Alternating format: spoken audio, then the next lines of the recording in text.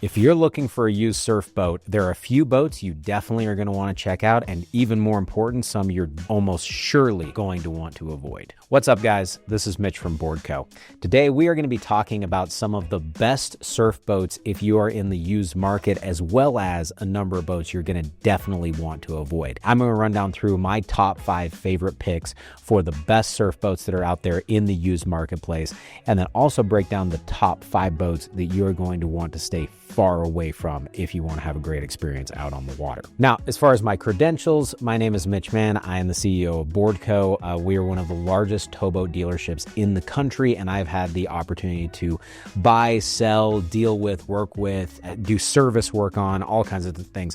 Thousands of different surf boats and virtually every boat you can imagine across the board. So I've had a lot of experience both on the water and off the water, seeing all of the pitfalls, problems, issues, as well as all of the things that people really like with different boats. And I've dealt with every single thing around all of them. So when we're talking about these boats, these are the ones that I come at from my experience, and this is just my opinion, not necessarily something you should take as gospel. With that being said, let's talk about the 5 boats that I would consider to be the best used surf boats on the market. Now, before we dive into that list, I want to talk about what I mean by best surf boats in the market. I am talking about overall quality, capability of the boats, surf wave, that's a really important thing, and bang for the buck value. Obviously, when we're talking about used boats, there's a massive range. There's used boats that go from $5,000 to $250,000. So what we're talking about here is all of those different criteria, everything from value to the kind of capabilities the boat has. So we've got a few older ones, a few newer ones, but this is going to kind of cover the entire gamut of potential boats you may be looking at. With that said, on to my top 5 list. Number 5, the Supra SA. This is particularly talking about boats that are 2016 to 2019. Obviously, newer than 2019 is a great boat, but you're going to be paying a little bit extra for that, for the newer body style and things. And don't get me wrong, it's nicer than the previous generation, but that 2016 to 2019 is the generation where it came in and it was a top-notch quality boat. It's going to have great performance. It's going to have great surf capabilities with a little asterisk on there that I'll talk about in a second. And it's one of the first boats that Supra built that was the new generation of surf boats that really has the capability to throw a fantastic surf wave and give you an absolutely amazing experience. So if you haven't watched these videos before, I actually run a dealership that sells Centurion and Supreme boats. However, I really like Supra's boats. They do a great job. There's some things that I like better or worse about them, but that goes for the case for every single brand, and Supra does a really nice job. And the SA is kind of the first boat that they introduced in that time frame that comes in and is a fantastic model. Now, this doesn't mean that other Supra boat models in the same time period are not going to be great. In fact, some of the other boats such as the SL and the SE are going to be fantastic boats during that same type of time frame, but it's particularly that 2016 and newer model is really going to shine. Also, the same time period is going to be one that you can probably get a boat for a pretty decent deal. Just one thing to note on the Supra SA series, and honestly all Supra boats, is that they're actually the only boat company that does a moniker based on the engine performance, not necessarily the length. So they do an SA 400, SA 450, SA 550. That is not talking about the length of the boat. The SA is a 22.5 foot boat, but it's instead referring specifically to the engine that is in that boat. So just make sure you get the right engine for your altitude. For up here in Utah where we're at, which is higher elevation, most of the time they're doing an SA 550, though I do believe a 450 will work okay in that boat here at our elevation. Number 4, the Centurion Enzo SV230. Now, this boat is the OG of surf boats. It's the very first boat that was ever built, ever designed, that they actually modified and tuned the hull to produce a superior wake surf wave. Now, the way that we create surf waves has changed radically since 2004. We're no longer just filling up one side and leaning the boat over, but even if that's what you want to do, if you want to go old school like that, the Enzo does great. I learned how to surf, well, actually before an Enzo, but many people people got their start on an Enzo. It's where I really started getting out and doing a lot of surfing. I landed my first 360 behind an Enzo, and it's just a fantastic surf boat. One great thing is it was top-notch build quality back then. Some downsides, the wakeboard wake is not as good as a lot of other different boats that are out there, but the surf wave is fantastic. And if you equip it with any kind of modern design, such as a surf system or even just a wake surf shaper that's attached on the side, the wave is still fantastic. But that boat does an unbelievable job. It's one of the very first hulls that was specifically tuned for surfing, and it's going to just be an absolutely killer surf boat. Newer generations of Enzos are not too bad. There's nothing wrong with them necessarily, but that sweet spot of that 2004, really 2005 or 6 to 2009 is kind of the sweet spot. They've got the Mercury engines in them. They did a great job. They're pretty much bulletproof from a reliability standpoint, and it's one of the best surf boats you can possibly get for under $50,000. So if you're looking for something in the more budget price range in that sub 50 mark, get an older Enzo and you are not going to be disappointed. Number 3, a Malibu 23 LSV, in particular 2004 to 2009. Now, the 23 LSV has been around for a very long time. Unlike other different boats, they still manufacture that boat today, and they manufactured it over 20 years ago. It's changed a bit over time, but it's really essentially a very similar boat, a traditional bow 23-foot boat that got its start back in the early 2000s and has pretty much gone steady since that time. Now, when we're specifically talking about 23 LSVs, 2004 to 2009 is kind of the sweet spot in my opinion. It's a fantastic boat. It performs great. It was well built for the time period. And right then, it's what Malibu really used to get the ball moving and become the top producing surf boat manufacturer that's in the industry. And it's mostly built on what they were doing during this time period, the pre-2009 type of time range. After that, in my opinion, and in the opinion of a lot of Malibu owners, the quality actually started going downhill. And so I would actually opt for a 2009 23 LSV over like a 2015 23 LSV, and just because of the build quality and because of their attention to detail during that time period. But it's a fantastic boat. You can deploy the wedge, you can put a shaper on the side of it, and you're going to have a surf wave that's honestly not that far off of more current generation 23 LSVs, because they really haven't changed the boat that much since then. So current technology, it's okay, but if you're looking at how it was back in the day and what you can get for that same price range, it's fantastic and a really good option to go with. So if you want to once again be under that sub 50 mark, it's going to be right there with the Enzo that I mentioned is one of the best boats that are out there. And in my opinion, if I was looking for a boat that was really sub like $60,000, $70,000, I'd be looking for an older Malibu or an older Centurion, just because of the quality of surf wave and the quality of everything else on the boat that you're going to get with it. Number 2, the Nautique G23. Now, in this regard, I'm specifically talking about the 2017 to 2020 models. This is going to be the second generation G hull, and they made it so it surfed quite a bit better than the first generation. But even then, the like 2013 to 2016 edition G23 is still a great boat. It's got some drawbacks that they've really improved upon in later model years, but they're going to be a fantastic boat. And if you can get one that's going to be a great value that you can get for maybe sub 100,000, it can be a great boat that's a great overall pick. If you're going to be like 2020 or so, you're going to probably be spending more than 100 right now, but it's a great overall boat. It's got some downsides, such as if you stop quickly, you're going to have water that comes in the back. You also have to be careful about water coming in the front. But as far as things go, it can throw a great surf wave. You just can't overload it too much. That's one of the drawbacks to it, but it's arguably the best wakeboard boat ever built. So it's a great overall choice. Top-notch quality, top-notch design. There's a lot of great elements about it that they just did a fantastic job in designing the boat. But as far as the surf boat goes, it's still great, and it's a really good pick to go after from a used surf boat perspective. Last up, number 1, the Centurion RI-257. Now, there's other boats in the lineup like an RI-237 as well as the Centurion FI series that you can get. They're a little bit less expensive. They're all fantastic, but the RI-257 is still one of the best surf boats ever built.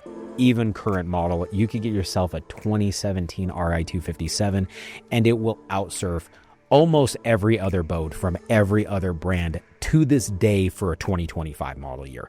It's also big, it's really well built, it's really well thought through and engineered. It's just an overall unbelievable, fantastic machine. So there really is, the only drawback to it is it's not a phenomenal wakeboard boat if you're going to go for advanced level wakeboarding.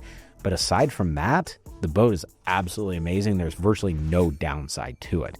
It doesn't throw the same kind of surf wave as like a new Centurion RI-245 or an RI-265, but it's not that far off. And if you're wanting to spend down in the low 100s range, you can get yourself an RI-257 and you will not only not be disappointed, you're going to be pretty ecstatic because that boat is absolutely incredible. Now we've covered the top 5 best boats. Let's talk about the 5 that you're definitely not going to want to look at purchasing. These boats have any number of random different issues that we'll dive in and talk about, but they're definitely not going to be at the top of the list. And so if you ever want to consider one of these, you want to make sure you're getting a pretty unbelievable deal on it because it's just not that good of a boat. So that said, number 5, the Supreme S202. Now, this may surprise you that I'm throwing a Supreme in the mix, but the S202 is a boat that just didn't really do great. There was only a handful of them sold. It's a fantastic driving boat, but it's really low profile. It doesn't have a lot of room, and the surf wave is actually decent on it, but it's a really tough boat overall. It's just too small. It's not built and designed the right way. It was potentially going to be a fantastic boat that was going to come in at a lower price tag, but unfortunately the cost to produce it was a bit higher than expected, and it just was a really low volume selling boat that is really not ideal. If you want a really small boat for a smaller lake or something that you just want to take a couple of people out in and actually throw a great surf wave, it's not the worst boat that's out there, but it's definitely a boat you're going to want to get a killer deal on because resale value on that boat is going to be tough. Next up, number 4, probably the most controversial one on this list, MasterCraft X-Star 2004 to 2011. In fact, really extended out to like the current generation X-Star from like 2018. So why do I say this? The X-Star was a fantastic boat, well built, and it does a great job as a wakeboard boat if you put a lot of weight in it. But this is the list of the top 5 worst surf boats. And when it comes to surf boats, there is arguably maybe not a boat that was worse than a MasterCraft X-Star, the very first generation pickle fork design. The boat was designed specifically with a wakeboard hull, and for whatever reason, you could not get that thing to surf. You arguably can attach some shapers to the side and get it to do kind of okay, but even then it's a little bit tricky because some of the side profile designs, you have to go with a specialized shaper that will make it so it can fit and attach to the side of the boat because of the way that the body lines sit on the X-Star. So the X-Star is overall a nice boat, but you've got that major drawback and downside of the surf performance is terrible, as well as driving that boat is just the worst. Like, you're going to take water over the front of it, even if you're trying not to.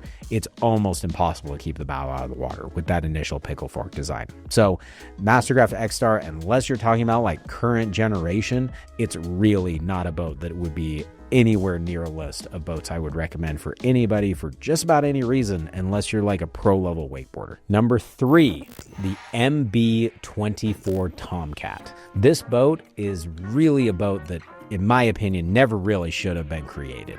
It was created to be a phenomenal wakeboard boat, and to that point, it is.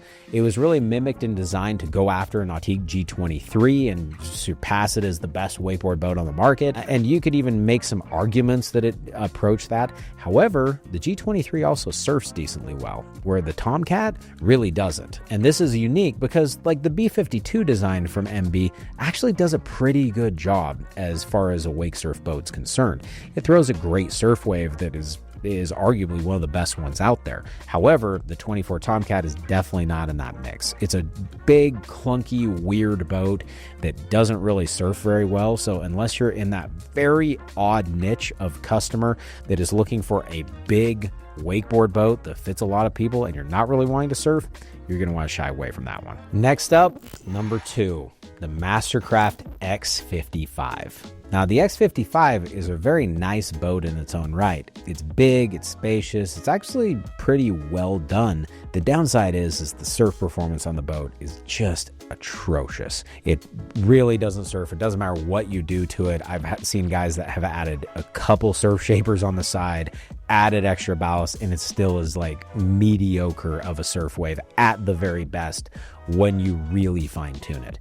We've had multiple customers that trade in an X55 and move to like a newer Centurion model, and they are just absolutely blown away with what it can do because they had no idea that what a good surf wave actually even looked like because they were spending time on the X55. The other one is every single one I've ever seen has had trailer issues. So because it's a big boat, it's put on a tandem axle trailer, they're not heavy gauge enough axles from what we can see, and they just really are not there. So unless it's on a triple axle trailer, which is highly rare, an X55 is going to be something you're going to want to avoid because, like I said, every single one is one that I've seen problems with, issues, trailer problems, and the performance is overall just not quite what you're looking for. Last up, number one, the Tige ASR. Now, if there ever was a list of surf boats that you want to not touch, the ASR tops out that list. The ASR was designed as a boat specifically to go after a Nautique G23, hint, the same thing that happened to the MB.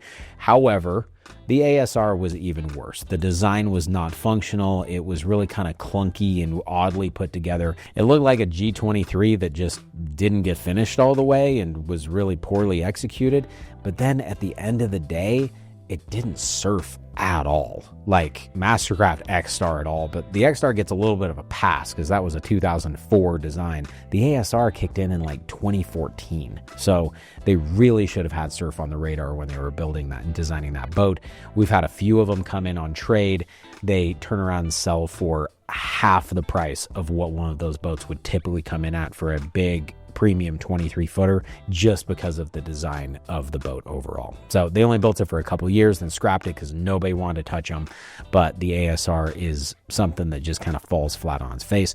Other than that, it's a decently nice boat, but you're going to want to stay far away from it if you ever want to have a chance of getting any kind of decent resale value. Or if you get an absolute unreal deal on it and you don't really care about surfing, yeah, the ASR is not that bad of a pick. You're just going to be able to hopefully turn around and sell it at some point in the future for some sort of value because they're tough to move. So the question is, did I get this list right? Is there anything you'd want to add to the list of the best surf boats out there? Or probably even better, are there any of the other ones that you definitely think that I missed in talking about what the worst ones are, the ones you want to avoid? There's a few others that just about made this cut, and I want to hear what you guys have to say. So go through and give us a comment, and if you have any questions or want any more information about this or anything else, feel free to follow us on YouTube, as well as reach out to Boardco if there's anything else we can do. Thanks a lot. We'll see you later.